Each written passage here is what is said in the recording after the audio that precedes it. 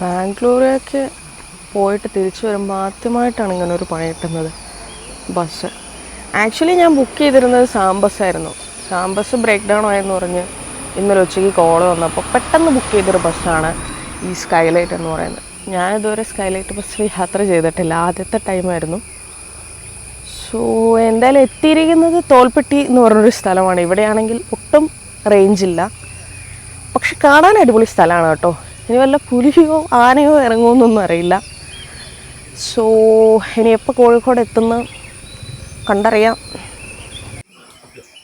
ഇതാണ് നമ്മുടെ skylight bus. കാടിനൊത്ത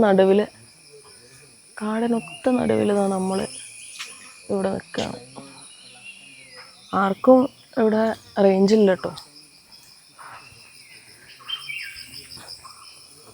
7 മണിക്ക് കോഴിക്കോട് എത്തേണ്ട ബസ്സായിരുന്നു. 7:10 ഇവിടെ എത്തിയിട്ടേ.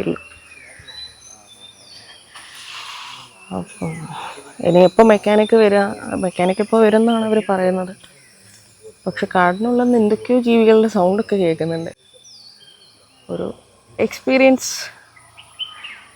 നിങ്ങളും ഇതുപോലെ എവിടെയെങ്കിലുമൊക്കെ ഇതുപോലെ പെട്ടുപോയിട്ടുണ്ടോ?